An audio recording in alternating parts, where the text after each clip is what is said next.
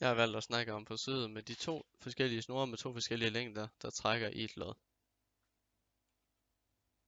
Så har jeg meget kort teori om, hvilke kræfter, der påvirker forsøget. Så har vi snorkraften. Det markeres med Fs, og det er den kraft, snoren trækker med. For eksempel i et lod, som denne opgave er baseret på. Altså, vores snorekraft trækker i loddet. Så har vi også tyngdekraften. Vi er altid påvirket af en kraft, som er rettet mod jordens centrum. Det der er tyngdekraften. Hvert eneste objekt har denne kraft. Kraften afhænger af objektets masse. Her er en skitsering af hvilke kræfter der påvirker vores forsøg. Så har vi snorkraften her, og vi har snorkraften her ved de to forskellige snore.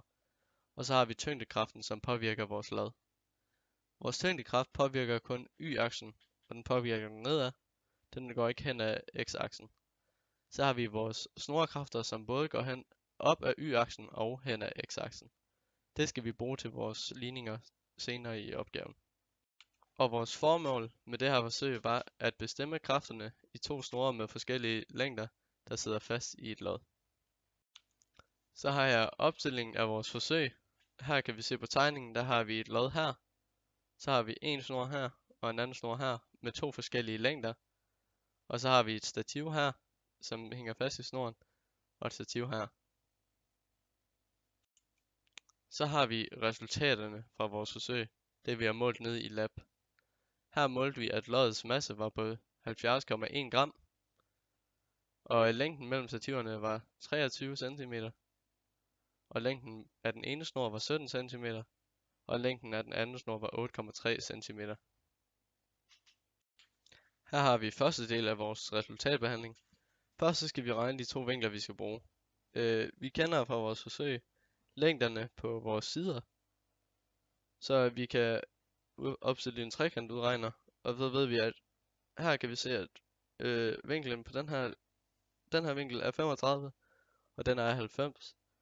Så tager vi det og minuser fra 180, og så får vi 54 grader.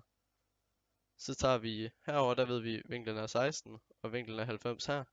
Så tager vi det og minuser fra 180 grader og får 73. Så for at udregne, hvor meget vores snorkraft trækker i x-aksen, så opstiller vi den her formel, hvor den hedder, at Fs1, som er snorkraften, gange sinus til 54 grader, det er x1, som er hvor meget den strækker i vores x-akse. Og så har vi den samme formel med y-aksen, hvor det bare i stedet for sinus, så er det cosinus. Det opstiller vi også over på den anden side her, kan vi se, med den anden vinkel. Og så det er så snorkraften påvirker både i x-aksen og i y-aksen. Så hernede, der har vi også tyngdekraften.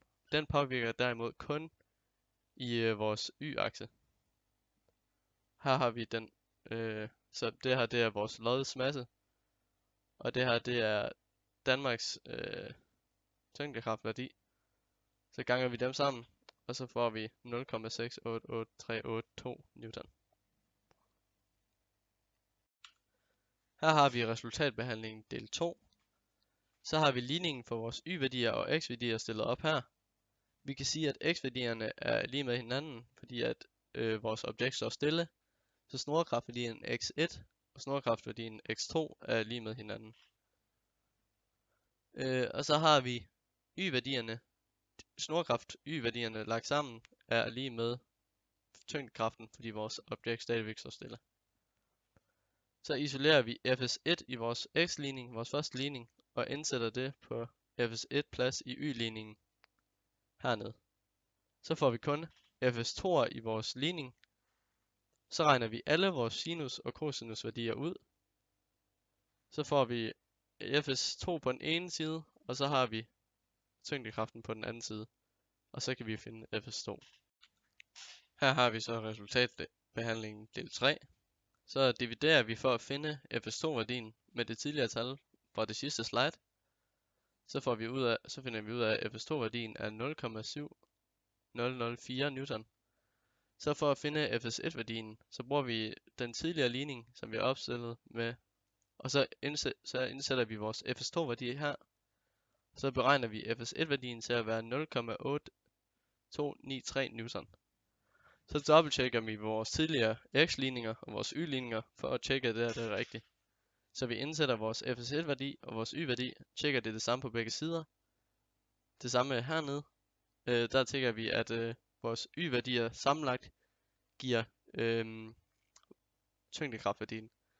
Det har jeg tjekket, og det var alt sammen korrekt. Så har vi fejlkilder fra vores forsøg. Vi kunne have haft upræcise målinger med lineal, da vi opstillede vores forsøg nede i laboratoriet. Så har vi fejl. Så kan vi have fejl ved vejningen af vores lod.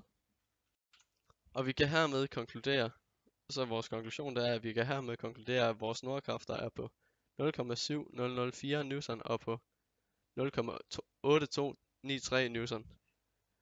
Vi har dobbelttjekket med de tidligere ligninger, om vores resultater er korrekte, og det har vi fundet ud af, at de var.